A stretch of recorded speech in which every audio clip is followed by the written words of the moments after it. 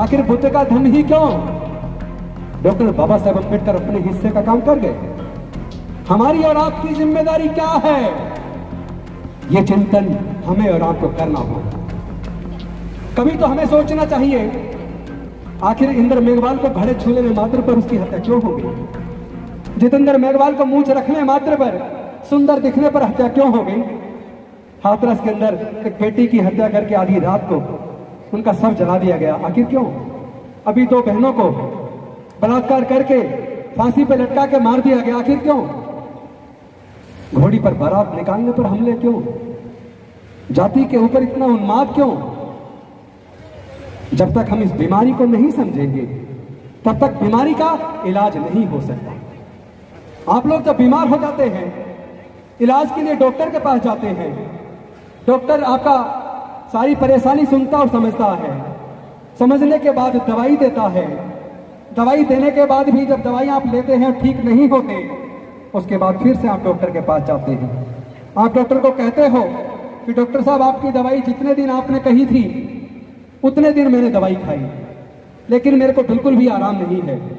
उसके बाद डॉक्टर आपके कई प्रकार के टेस्ट कराता है, ब्लड टेस्ट कराता है, यूरिन टेस्ट कराता है, एक्सरे कराता है, MRI कराता है, CT स्कैन कराता है, और सारी जांच कराने के बाद पहले वो बीमारी के कारण को समझता है।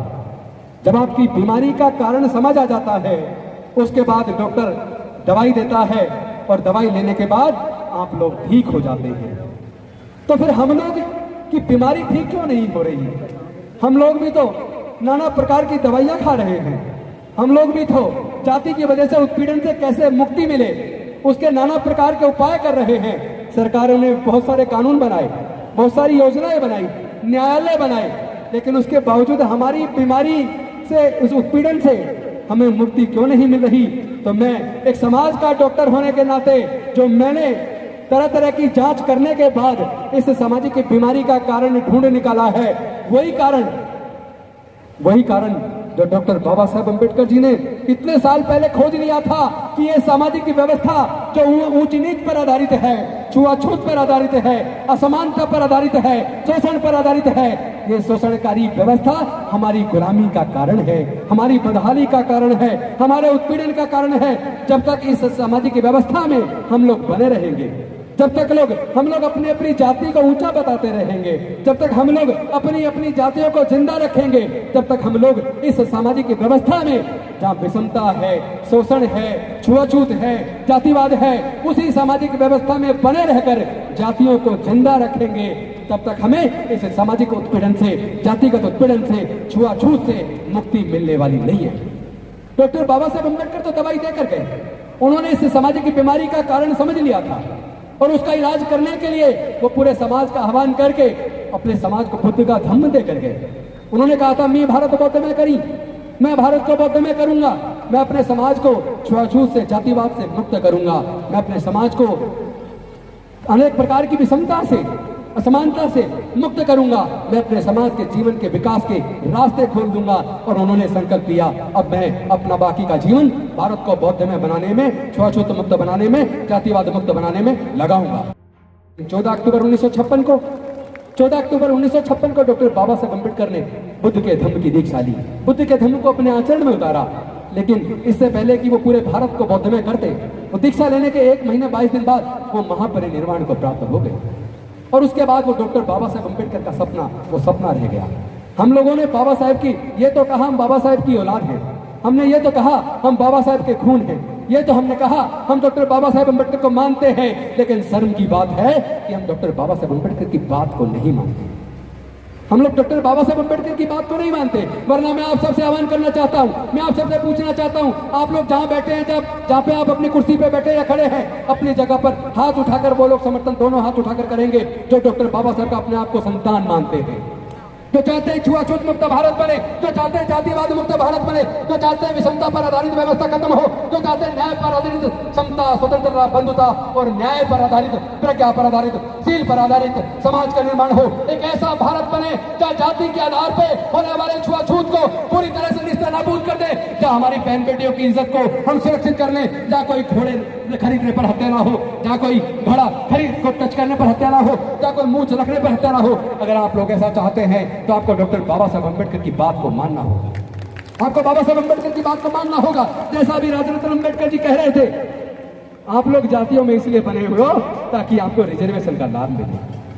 वैसे तो भंडारी जी ने बताया कि 1990 का जो गवर्नमेंट ऑफ इंडिया का जो ऑर्डर आया कि आप लोग बुद्धिस्ट बनते तो भी आपका रिजर्वेशन खत्म नहीं होगा, लेकिन मैं कह रहा हूं इस लालच को कब तक पकड़े रहे होगे? भाई नौकरियां है कहां? दो कारणों से हमारे समाज की तरक्की हुई। एक कारण हमारे डॉक्टर बाबा साहब अम्बेडकर जी ने पढ़ाई के रास्ते खोल दिए। हजारों साल तक हमारे लोगों को पढ़ने लिखने का अधिकार नहीं था, हजारों साल तक हमारे लोगों को व्यापार करने का अधिकार नहीं था, हजारों साल तक हमारे लोगों को संपत्ति रखने का अधिकार नहीं था। इसीलिए हमारे समाज के लोग ना तो संपत्ति के मालिक बन पाए, ना कॉलेज के मालिक बन पाए, ना स्कूल के मालिक बन पाए, ना अस्पताल के मालिक बन पाए। इसी वजह से हमारे लोग जमीन के मालिक नहीं बन पाए। इसी वजह से हमारे लोग देश की संपदा में, संपत्ति में, व्यापार में, इंडस्ट्रीज में हिस्सेदारी, भागीदारी सुनिश्चित नहीं कर पाए। इसी वजह से हमारे लोग पिछड़ गए। और विकल्प लिया है कि डॉक्टर बाबा साहब अम्बेडकर, अगर हमारे शरीर के अंदर खून है, अगर हम आपके बच्चे हैं, तो 2025 तक भारत में 10 करोड़ लोगों को हम बुद्ध के धम्म में लेकर आएंगे। अपने बुजुर्गों की सांस्कृतिक विरासत को मजबूती प्रदान करने का काम करेंगे। उसका संकल्प इस साल हमने 10,000 लोगों को दीक्षा दिलाने का संकल्प लिया था, लेकिन मुझे आप सबके साथ साझा करते हुए खुशी हो रही है, इसी अक्टूबर के महीने में भारत के अंदर 1 लाख से ज्यादा लोग बुद्ध के धम्म की दीक्षा ले रहे हैं। आज ही दीक्षा भूमि नागपुर में दीक्षा हो रही है, आज ही राजकोट के अंदर दीक्षा हो रही है, आज ही गुजरात के अमरेली में दीक्षा हो रही है, आज ही जोधपुर में, उदयपुर में, अजमेर में, जयपुर में दीक्षा हो रही है, आज ही इंदौर में दीक्षा हो रही है, भोपाल में दीक्षा हो रही है, बौद्ध में दीक्षा, बोधगया में दीक्षा हो रही है, पटना में दीक्षा हो रही है, लखनऊ में दीक्षा हो रही है, कानपुर में दीक्षा हो रही है। किस किस शहर का नाम लूं? तमिलनाडु में दीक्षा हो रही है, तेलंगाना में दीक्षा हो रही है, कर्नाटका में दीक्षा हो रही है। और मुझे बताते हुए खुशी हो रही है, 25 लाख में स्पेशल एक फ्लाइट स्पाइस जेट बुक करके 25 लाख रुपए में 150 डॉक्टर तमिलनाडु के चेन्नई से कल रात बौद्धमय भारत का एक पूरा विमान बुक करके बाहर छपवा के बौद्धमय भारत, बाबा साहब का सपना बौद्धमय भारत, वो विमान पूरा 150 डॉक्टर 25 लाख एक तरफ का किराया देकर आने जाने का पूरी फ्लाइट बुक करके वो लोग तमिलनाडु के चेन्नई से कल शाम दीक्षा भूमि आए, नागपुर आए हैं। तो पूरा भारत बुद्ध की तरफ चल चुका है। चलो बुद्ध की ओर, ओ साथी चलो बुद्ध की ओर। देखो छाए भी हो गई। भीम बुलाता है तुम्हें, जय भीम बुलाता है, अब तो चलो बुद्ध की ओर। मिशन जय भीम बुलाता है, अब तो चलो बुद्ध की ओर।